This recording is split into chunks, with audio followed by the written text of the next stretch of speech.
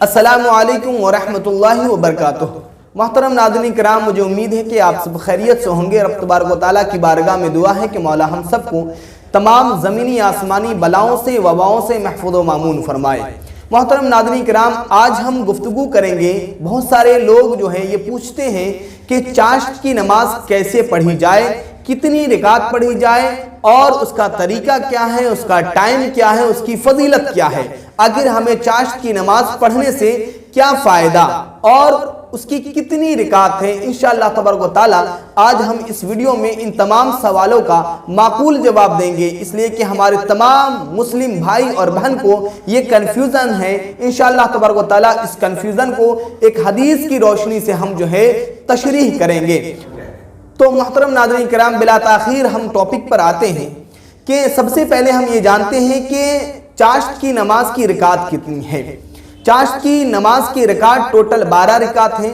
اگر کوئی چاہے 2 رکعت پڑھنا یا 4 رکعت پڑھنا یا 6 رکعت یا 8 رکعت یا 10 رکعت یا 12 رکعت، تو وہ اپنے ٹائم کے مطابق جتنا چاہیں وہ پڑھ سکتے ہیں۔ اب بات رہی یہ کہ وہ فرض ہیں یا سنت ہیں یا واجب ہیں، تو دیکھیے یہ نماز جو ہے مستحب ہے، سنت بھی نہیں ہے۔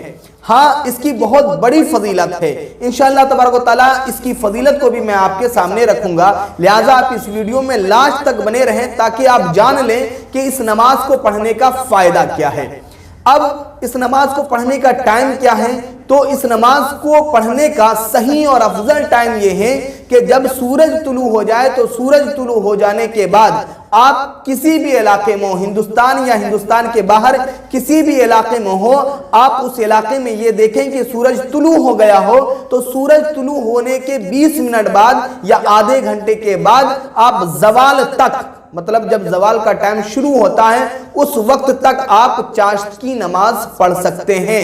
اب یہ بات آتی ہے کہ آپ اسے پڑھیں گے کیسے؟ تو آپ اس طریقے سے پڑھیں گے جس طریقے سے آپ سنت نماز پڑھتے ہیں، اسی طریقے سے نارمل چاشت کی نماز پڑھی جائے گی۔ اگر آپ چاشت کی نماز کی 2 رکعت پڑھ رہے ہیں تو آپ کو نیت اس طریقے سے کرنی ہے کہ نیت کی میں نے 2 رکعت نماز چاشت واسطے اللہ تبارک و تعالیٰ کے منہ میرا طرف کعبہ شریف کی اللہ اکبر کہہ کے آپ نماز میں داخل ہو جائیں۔ نماز میں داخل ہو جائیں، اس کے بعد آپ ثنا پڑھیں، ثنا پڑھنے کے بعد توز اور تسمیہ پڑھنے کے بعد سورہ فاتحہ کے بعد اگر آپ کو کوئی بھی سورت یاد ہے، آپ اس سورت کو پڑھنے کے بعد آپ 1 رکعت میں جائیں، پھر اس کے بعد سبحان ربی العظیم 3 مرتبہ پڑھنے کے بعد پھر اس کے بعد آپ کھڑے ہو جائیں، سمیع اللہ لمن حمیدہ اور ربنا لک الحمد اگر آپ دونوں میں سے کوئی ایک بھی کہیں گے تو چلے گا۔ پھر اس کے بعد آپ تکبیر انتقالی کے ساتھ، بہت سارے لوگ نہیں جانتے کہ تکبیر انتقالی کسے کہتے ہیں۔ جب آپ سمیع اللہ لمن حمیدہ کہتے ہیں، پھر اس کے بعد جب آپ سجدے میں جاتے ہیں تو اسے تکبیر انتقالی کہتے ہیں۔ اللہ اکبر کہتے ہوئے سجدے میں جائیں اور سجدے میں سبحان ربی العالی پڑھنے کے بعد جس طریقے سے آپ نے 1 رکعت مکمل کی ہیں، اسی طریقے سے آپ دوسری رکعت مکمل کریں گے۔ تو یہ پورا طریقہ چاشت کی نماز کا تھا۔ آپ نے ٹائم بھی جان لیا اور کتنی رکعت ہے وہ بھی جان لیا اور کیسے پڑھی جاتی ہیں وہ بھی آپ نے جان لیا۔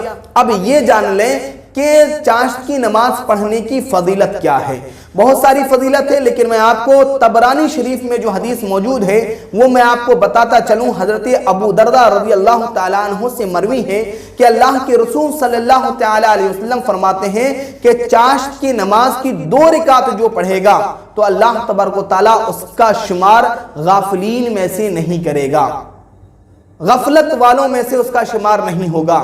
اور جو انسان جو ہے چاشت کی نماز 4 رکعت پڑھے گا، اللہ تبارک و تعالیٰ اس کا شمار جو ہے عابدین میں سے کرے گا، مطلب بہت ہی زیادہ عبادت گزاروں میں سے کرے گا، عبادت کرنے والوں میں سے کرے گا۔ اور جو شخص جو ہے 6 رکعت پڑھے گا، اللہ تبارک و تعالیٰ اس کا شمار قانتین میں سے کرے گا۔ یہ بھی بہت بڑا درجہ ہے۔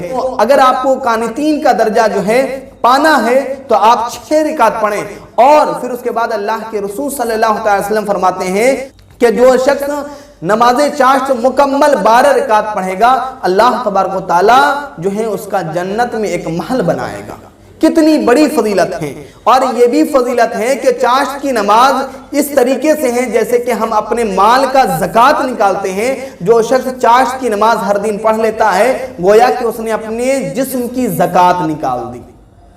تو محترم ناظرین کرام، آپ کو ساری چیزیں معلوم ہو گئی، لہٰذا میں آپ سے امید کرتا ہوں کہ چاشت کی نماز ضرور پڑھیں۔ جو نہیں پڑھتے ہیں انہیں پڑھنے کی تبلیغ کریں، پیغام دیں، اور رب تبارک و تعالیٰ سے دعا ہے کہ مولا ہم سب کو سننے سے زیادہ میں اس پر عمل کرنے کی توفیق و رفیق عطا فرمائے۔ السلام علیکم ورحمۃ اللہ وبرکاتہ۔